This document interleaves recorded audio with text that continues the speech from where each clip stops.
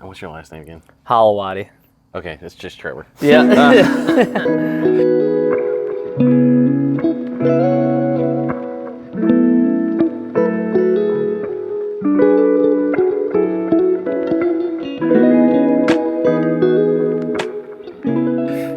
Okay, so I'm here with Trevor, and Trevor, you're the race director for the reason we're up here in Alpena. Yeah.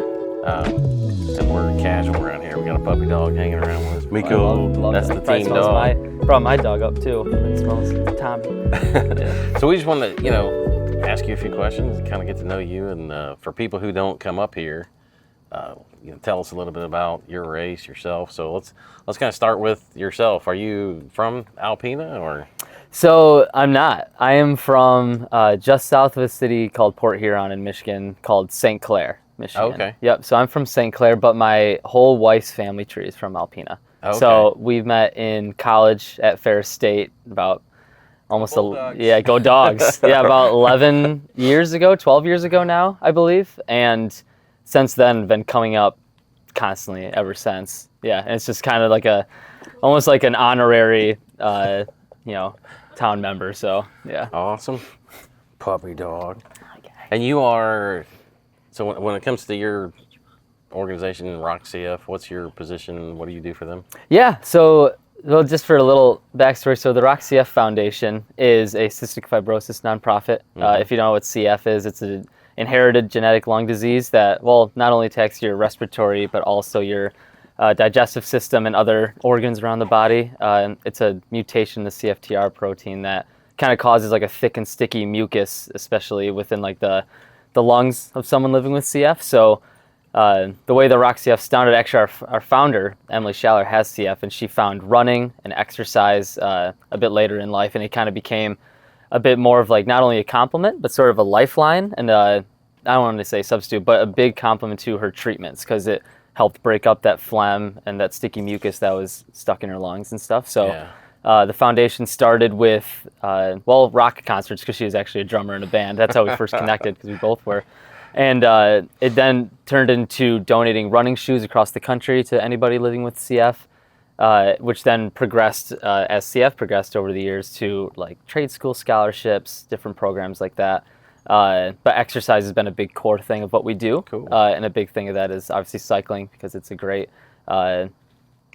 complement to that sort of airway clearance.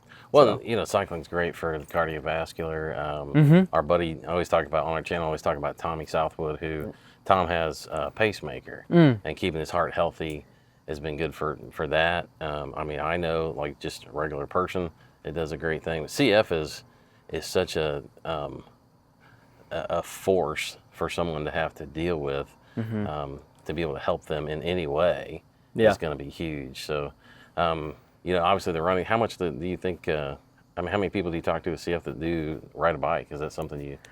It's increasing lately. It's definitely more that have been trying to get, especially nowadays, because there's been new modulators and new treatments that have been coming out within the last, 12 years ago to now about 5 years ago. And these modulators are, it's obviously not a cure, but it's helping for some that do qualify, extend their time with us, and they're able to not only exercise for their health, but also for like longevity. It's a big thing. So now it's just not only exercising to complement their lungs, but also just because it's great for physical and mental health, all that good stuff. And a lot of the people, we do a program called the Boltcast, where I'll travel around and Emily and I will interview people living with CF, and a lot more we've been seeing have been picking up cycling because it is such a accessible thing, especially nowadays. Now, like I've seen a few people with CF, like they're getting to the e-bikes, they're getting into more like road cycling, all that kind of stuff, and the accessibility of cycling is also just increasing for the general population, so that's affecting the CF pop too.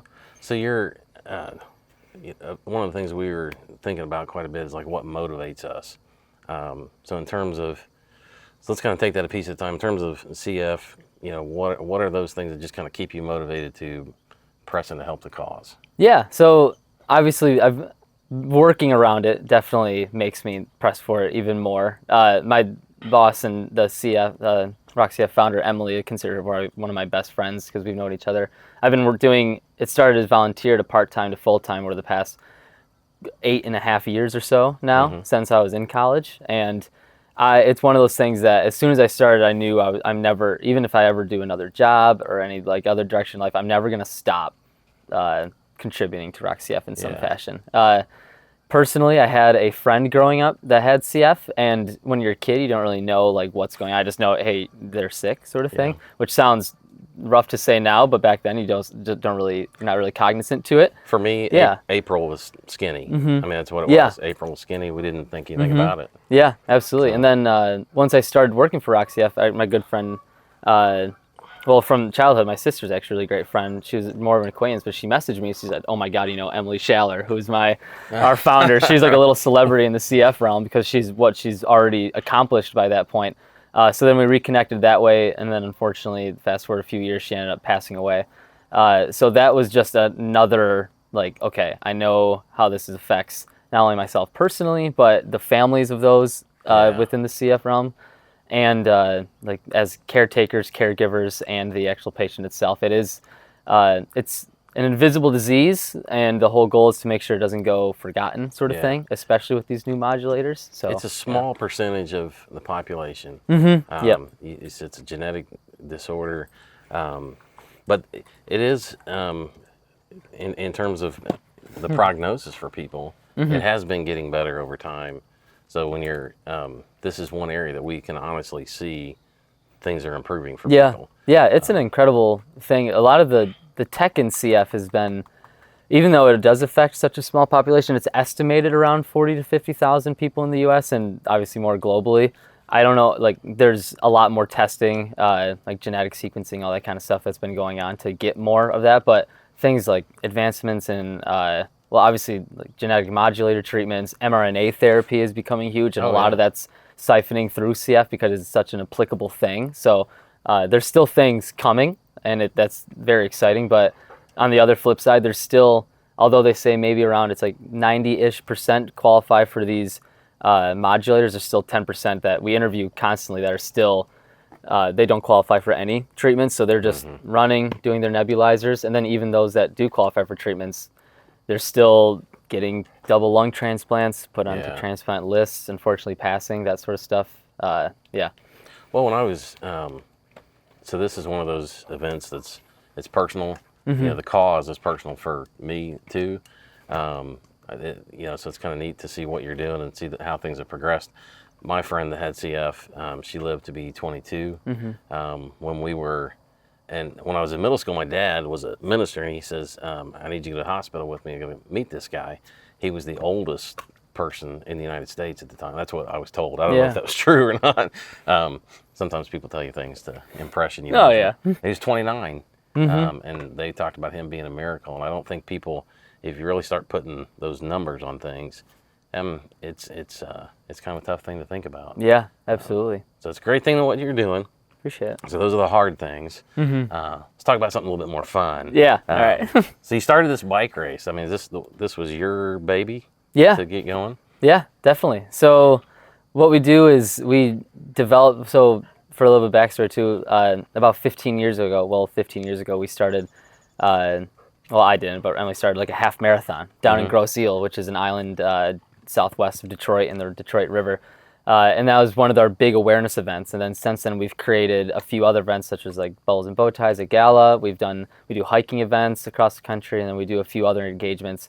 And then a few years ago, I just kind of thought about what if we did an in-person bike race, because we've done a virtual ride so much where Emily and I will do engagements at different CF clinics and hospitals, but do things like the Great Allegheny Passage and make stops along there, or do like the Katy Trail. So we'll do a point-to-point and then engage people virtually.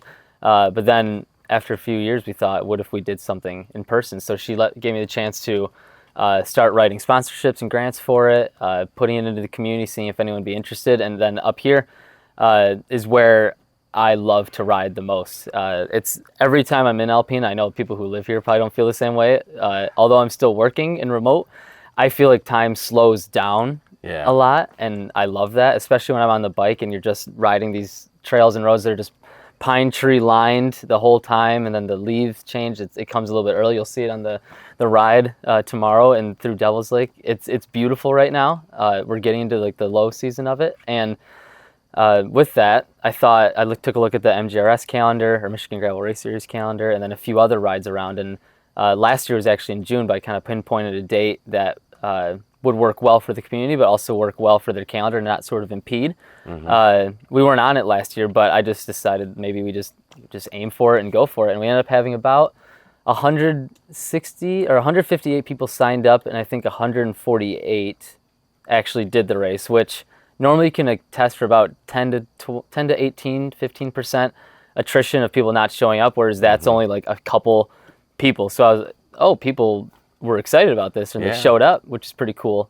Now we're going into year 2 and we're just hit about 300 people. That's awesome. Last night, which is about 2 times, obviously, what we did last year, which I can attribute a lot of that to being the guys over at the Michigan Gravel Race Series, Joe and them. They reached out because we're really the only race that could have done it, I guess, is east of I-75, north of 69. So it's a lot of people that have to travel a lot to go to the MGRS events. So it's an opportunity for them to kind of showcase their beautiful Northeast Michigan home. Yeah, sort of because thing. we go to almost all of them. Seems like there's always somebody from our company there. Yeah. But it's in that, it's in an area in Michigan. Yeah. But we always do meet people from up here and even further north. So it's good that there is something up here. And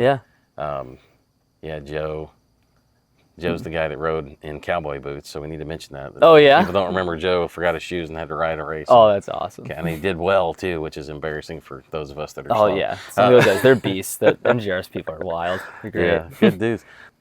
Okay, so, for SDS, I like to go to the events. I don't ride a ton of the events.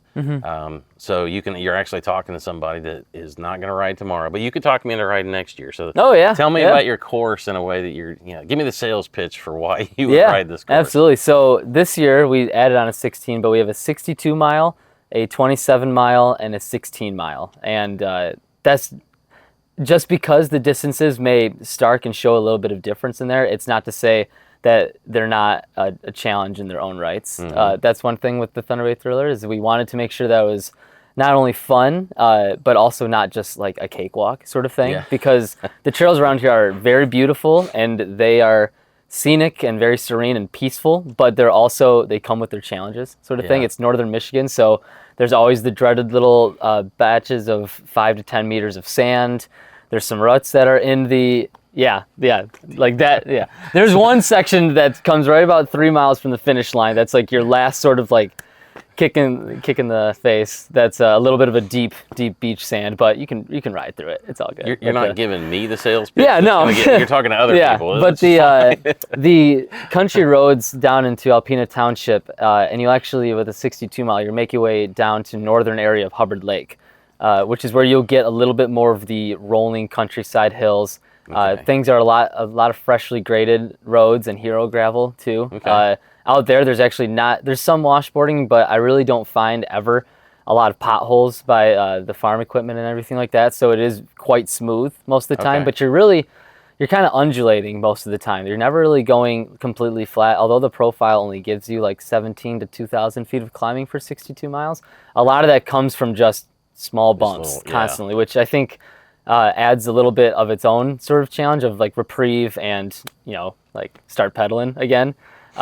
There's some pavement on the course. It kind of breaks down to about 17 to 18% pavement, around 60% actually gravel roads, and then the last like 25%, 30% is in all the trail system. So the 27 miler and the 62 miler all get to take on the full lengths of Devil's Lake Trail and Norway Ridge Trail. Are these two paths that happen. And for the 27 mile, it's basically half gravel, half path. So even if you ripped a mountain bike, you have some advantage at some spots. I still think the gravel bike's quicker, but we did have some quick mountain bikers last year on flat bars. And then the 62 is what takes you out into the south part of the Alpena Township and get some really beautiful, it's just all pine trees out here, like pine trees, conifers. It's great. I will say anything that we've ever done that is a hard challenge that you push yourself, you always walk away with a good story and you feel you got stuff to talk about. So it's worth doing. Absolutely. Yeah. And just a quick shout out to the city of Alpena has been fantastic and stuff. They've got, it's amazing restaurants, coffee shops. They've got a lot of new and great stuff downtown. It's a city filled with, if you get time to explore downtown, there are so many art murals. Like the city does a great job at they're taking their blank spaces around the downtown and the surrounding township area, and they fill it with beautiful art pieces where they'll commission people locally and out of state to come in and really design something special, and it adds to the flair of what makes, I think, downtown so neat and very cool. It's vibrant. Yeah, it's very vibrant. It's alive. So, and speaking of downtown, your partners for this event, you've got we've got Harborside, Levi and Marin over at Harborside Cycle and Sport. They're hosting our Packet Pick'em. They've done a great job at promoting it from within. So like I said before, I'm from downstate. My wife's from up here, but we actually both moved to Chicago area like about 5-6 years ago or so.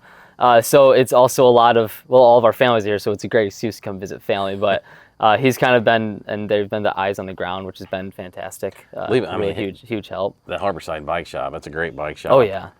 Old school bike shop. I mean, it's pretty good. And Levi knows his stuff. He's a good dude. And then isn't there?